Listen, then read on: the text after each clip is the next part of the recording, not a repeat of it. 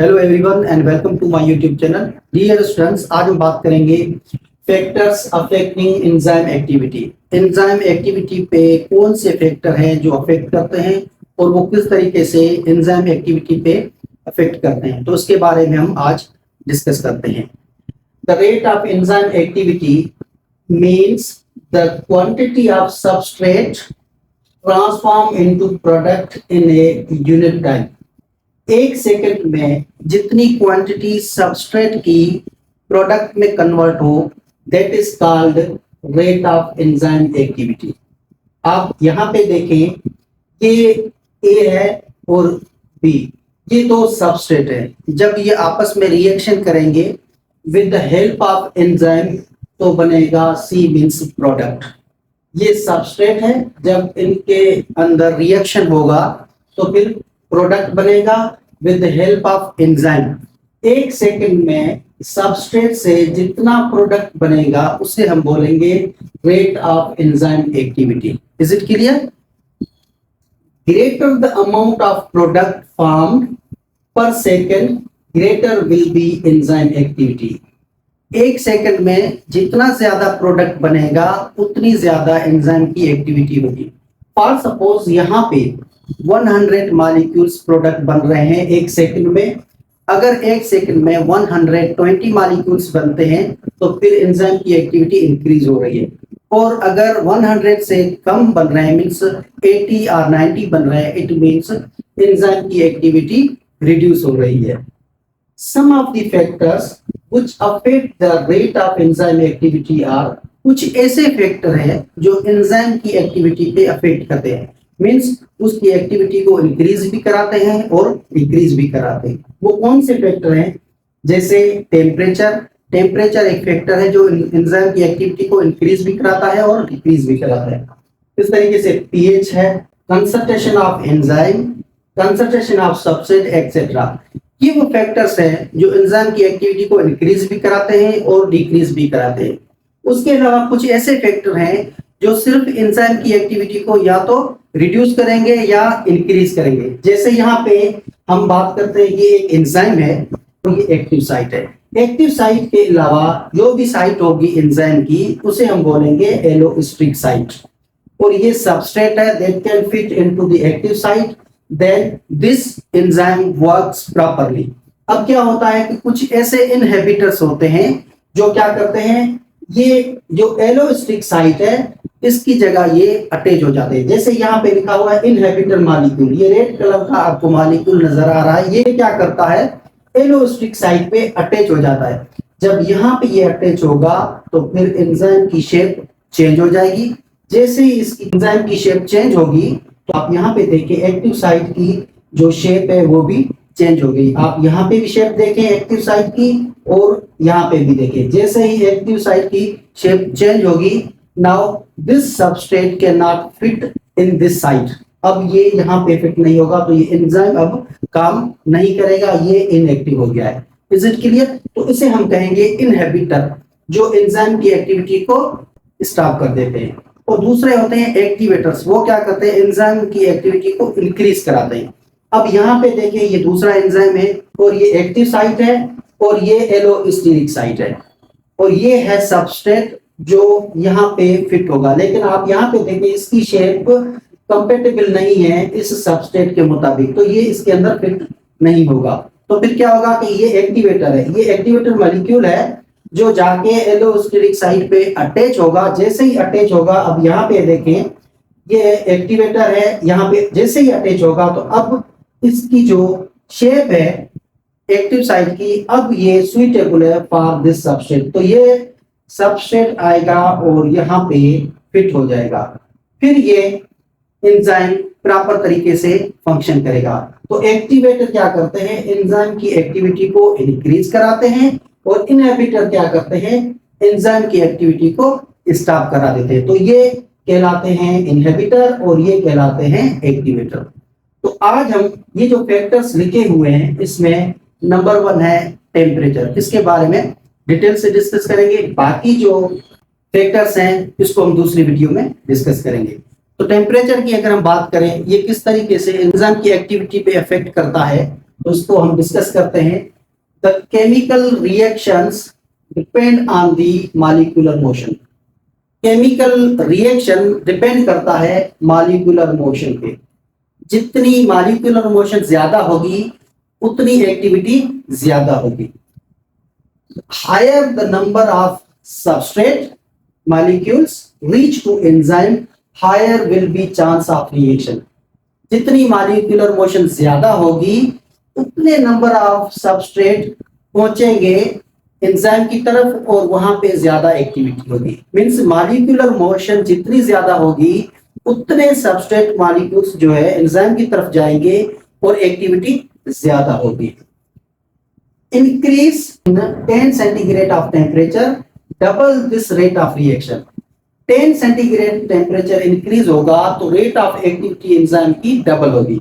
अब ये आप यहां पे समझिए, ये ग्राफ आप देख रहे हैं, ये ग्राफ यहाँ पे ये लाइन शो कर रही है horizontal, that shows the temperature, और ये जो लाइन शो कर रही है रेट ऑफ रिएक्शन। मींस जितना टेम्परेचर इंक्रीज होगा रेट ऑफ एक्टिविटी इंक्रीज होगी। अब ये कह रहा है increase in 10 centigrade of temperature. अब यहाँ पे आप देखें, यहाँ पे 10 सेंटीग्रेड पे एक एंजाइम फंक्शन कर रहा है, इतना फंक्शन कर रहा है, रेट ऑफ रिएक्शन इंक्रीज है। जैसे ही 10 से 20 सेंटीग्रेड मीन्स 10 सेंटीग्रेड इंक्रीज होगा तो आप यहाँ पे देखें ये लाइन ऊपर जा रही है, it means rate of reaction increase हो रहा है। फिर 30 पे पहुंचेगा तो और रेट ऑफ रिएक्शन इंक्रीज होगा। ये बात करो इंक्रीज इन 10 सेंटीग्रेड तो फिर क्या रेट ऑफ रिएक्शन भी इंक्रीज होगा। इस तरीके से 40 पे पहुंचेगा तो इस तरीके से जैसे टेम्परेचर इंक्रीज होता जाएगा रेट ऑफ रिएक्शन डबल होता जाएगा। The temperature where enzyme work maximumly, a rate of enzyme activity maximum is called optimum temperature। Optimum temperature किसे कहा जाता है? वो टेम्परेचर जिस पे एंजाइम ज्यादा से ज्यादा वर्क करे। अब आप यहाँ पे देखें जैसे टेम्परेचर इंक्रीज हो रहा है एंजाइम एक्टिविटी इंक्रीज हो रही, और एक ऐसी पॉइंट आएगी जहां पे ये ज्यादा से ज्यादा वर्क करेगा, तो इस पॉइंट को हम कहेंगे ऑप्टिमम टेम्परेचर, और यहाँ पे एक्टिविटी 100% होगी एंजाइम की। अब हर एंजाइम की ऑप्टिमम टेम्परेचर अलग है। जैसे कोई एंजाइम है 30 सेंटीग्रेड उसका ऑप्टिमम टेम्परेचर है, किसी एंजाइम का 37 है। इस तरीके से हर एंजाइम का ऑप्टिमम टेम्परेचर डिफरेंट होता है। Below or above this temperature, enzyme activity decreases।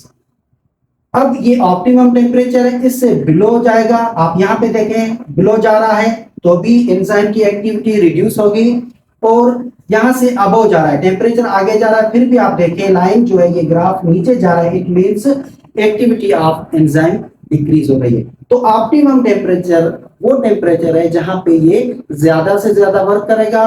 Below optimum temperature और अबव ऑप्टिमम टेम्परेचर एंजाइम की एक्टिविटी रिड्यूस होगी। Most enzyme in higher organism have optimum temperature between 25 centigrade to 42 centigrade. जो higher animals होते हैं उनके अंदर जो enzyme है उनका जो ऑप्टिमम टेम्परेचर होता है वो 25 से लेके 42 सेंटीग्रेड होता है। 25 की अगर बात करें तो ये क्वाइक्लोथाम्स जो एनिमल्स है उनके अंदर होता है, और 42 सेंटीग्रेड की बात करें तो बर्ड्स का जो टेम्परेचर है वो 42 तक पहुंचता है। तो उनके अंदर जो एंजाइम है उनका ऑप्टिमम टेम्परेचर 42 सेंटीग्रेड हो सकता है। अगर हम ह्यूमन बीइंग की बात करें, human enzymes are highly active at 37 centigrade. अगर इंसान की बात करें तो उसका ऑप्टिमम टेम्परेचर है 37 सेंटीग्रेड। यहाँ पे मैंने ये नोट किया हुआ है, ये 37 सेंटीग्रेड है, और यहाँ तक ह्यूमन बीइंग का ऑप्टिमम टेम्परेचर है। अब यहाँ से अगर ह्यूमन बीइंग की बात करूं तो नीचे जाएगा तो फिर ये एंजाइम एक्टिविटी रिड्यूस हो जाएगी इस तरीके से, और 37 से बिलो आ रहा है फिर भी एंजाइम एक्टिविटी रिड्यूस होगी, और above 37 centigrade enzyme activity reduce होगी। And completely denatured at 100 centigrade, और 100 सेंटीग्रेड पे एंजाइम कंप्लीटली डीनेचर हो जाता है। वो डीनेचर क्यों होता है कि आपको पता है कि एंजाइम प्रोटीन का बना होता है, और प्रोटीन अमीनो एसिड से बनते हैं।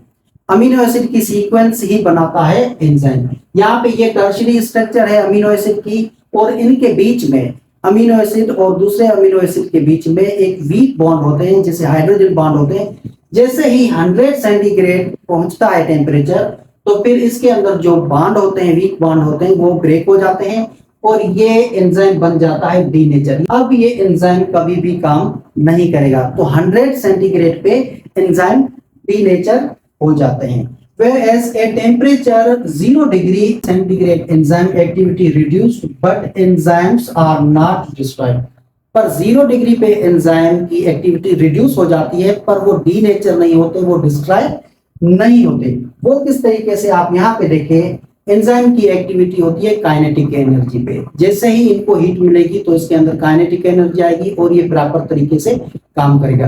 अब जैसे ही टेम्परेचर रिड्यूस हो रहा है तो एक तो इनके अंदर काइनेटिक एनर्जी रिड्यूस हो रही है, और जैसे ही 0 डिग्री पे पहुंचेगा तो एक्टिव साइट पे जो बॉन्ड है उसके अंदर कन्फर्मेशन चेंज हो जाएगी और ये प्रॉपर तरीके से सबस्ट्रेट के साथ रिएक्शन नहीं करेगा।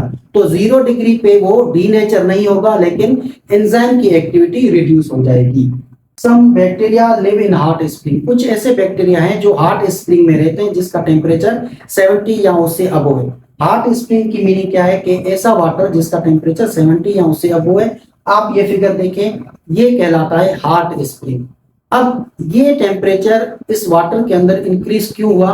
क्योंकि इसके नीचे मोल्टेड रॉक, जिसे हम मैग्मा बोलते हैं, उसकी टेम्परेचर की वजह से इस वाटर के अंदर टेम्परेचर इंक्रीज हो गया है। अब इसका टेम्परेचर 70 या उससे अबव है। तो इसके अंदर भी बैक्टीरिया रहते हैं। जब इसके अंदर बैक्टीरिया रहते हैं तो बैक्टीरिया के अंदर भी एंजाइम होंगे, उसका ऑप्टिमम टेम्परेचर भी ज्यादा होगा। हैव ऑप्टिमम टेम्परेचर 70 सेंटीग्रेड और हायर। तो यहाँ पे जो बैक्टीरिया रहते हैं वो उसके एंजाइम का ऑप्टिमम टेम्परेचर होगा 70। तो हर एंजाइम का ऑप्टिमम टेम्परेचर डिफरेंट होता है। Is it clear? तो डियर स्टूडेंट्स, आज हमने बात की फैक्टर्स अफेक्टिंग एंजाइम एक्टिविटी, और उसके डिफरेंट फैक्टर्स हैं जो इफेक्ट कर रहे हैं, और एक फैक्टर जिसके बारे में हमने डिस्कस किया वो था टेम्परेचर। आई होप कि ये आपको अच्छे तरीके से समझ में आ गया होगा। If you have any kind of question, you may ask in comment. Thank you very much.